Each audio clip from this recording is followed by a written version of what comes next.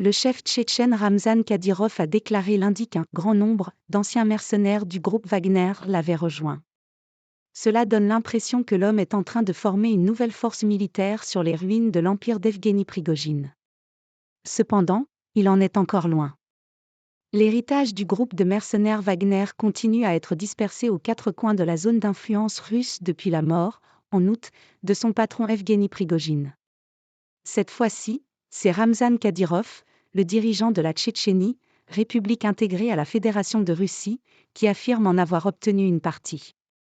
Il a annoncé sur Telegram, lundi 6 novembre, qu'un grand groupe d'anciens combattants de Wagner suit un cours de formation intensif au sein de la célèbre unité des forces spéciales Akhmat, des mercenaires à la solde de Kadyrov, note de la rédaction.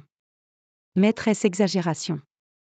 Pour appuyer son propos, Ramzan Kadyrov a mis en ligne une vidéo de quelques soldats heureux de s'entraîner à tirer sur des cibles factices et à simuler des opérations de premiers soins pour des combattants blessés.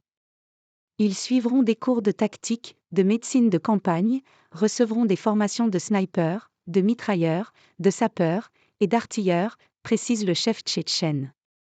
Une opportunité, selon lui, pour ces combattants déjà aguerris par leur passage dans les rangs du groupe Wagner, de se mettre au niveau des troupes d'Akhmat.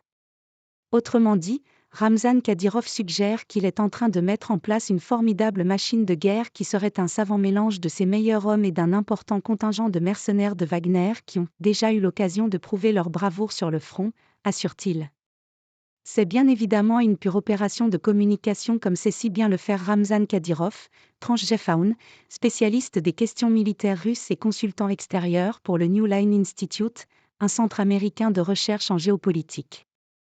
Il est connu pour son art de l'exagération, et c'est probablement un nouvel exemple de cette tendance, ajoute Usain Aliyev, un expert du conflit en Ukraine à l'université de Glasgow, qui a étudié les groupes privés de mercenaires comme Wagner.